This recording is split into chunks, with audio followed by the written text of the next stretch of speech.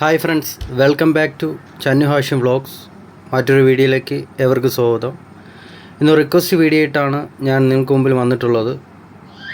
ഞാനിന്നുള്ളത് we help charitable society and education സെൻറ്ററിലാണ്.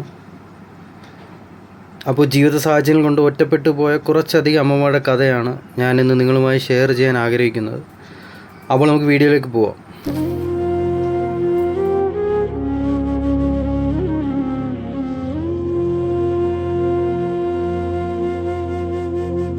2020 Covid ടൈമാണ് ഈ ഒരു സ്ഥാപനം ആരംഭിച്ചത്. റോഡ് സൈഡിൽ ഒറ്റപ്പെട്ടു പോയ അമ്മമാരും അതുപോലെ ആരുമില്ലാതെ ഉപേക്ഷിച്ചു പോയ അമ്മമാർക്കൊരു തണലാണ് ഈ സ്ഥാപനം.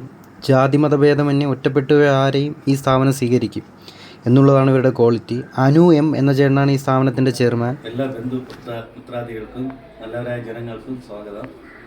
ഞാനൊരു സ്ഥാപനം നടത്തുകയാണ്, വി ഹെൽപ്പ് ചാരിറ്റബിൾ. അത് കണ്ടായിരുന്നല്ലോ അമ്മമാരുടെ ഒരു സ്ഥാപനം.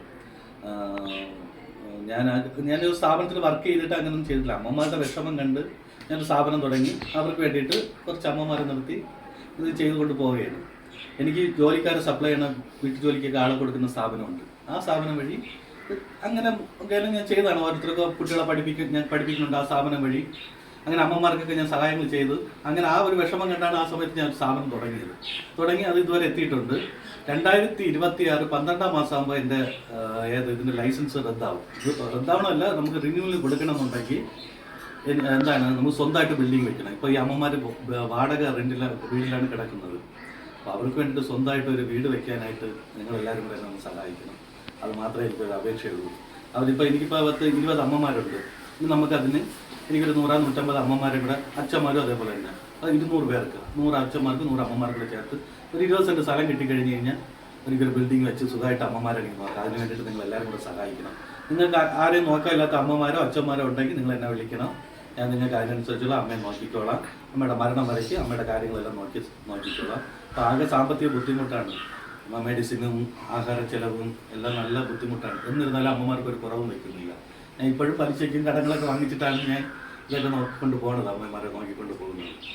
അപ്പോൾ എനിക്ക് തന്നെ എന്തുമാത്രം ഉരുപ്പടികൾ ഉണ്ടായിരുന്നു. മാലയും ബ്രേസ്ലെറ്റും മോതിരം എല്ലാം ഉണ്ടായിരുന്നു. എല്ലാ അമ്മമാർക്ക് വേണ്ടിയിട്ട് തന്നെ ഞാൻ കൊടുത്തു. എൻ്റെ വൈഫിൻ്റെതും അത് തന്നെ അങ്ങനെ തന്നെ കൊടുത്തു. ഇപ്പോൾ എല്ലാ അമ്മമാരെ നോക്കുന്നുണ്ട്. ഇപ്പോൾ ഞാനും എൻ്റെ വൈഫും മക്കളും നോക്കുന്നുണ്ട്. പോയിട്ട് 3 സ്റ്റാഫും ഉണ്ട് അമ്മമാരെ നോക്കാനായിട്ട്. അപ്പോൾ അവർക്ക് ശമ്പളമൊന്നും എല്ലാം കൊടുക്കണം. അങ്ങനെ നല്ലവരായ ജനങ്ങളെല്ലാവരും നാട്ടുകാരെല്ലാം കൂടെ സഹായിച്ചെന്നൊന്ന് ചെയ്യണം. അമ്മമാർക്ക് കയറി കിടക്കാനുള്ള ഒരു സ്ഥലം കിട്ടാനായിട്ട് എല്ലാവരും കൂടെ ഒന്ന് സഹായിച്ച് ചെയ്യണം. നിങ്ങളാൽ കഴിയുന്ന എന്തെങ്കിലും ഒരു സഹായം ഈ ട്രസ്റ്റിന് വേണ്ടി ചെയ്യുക.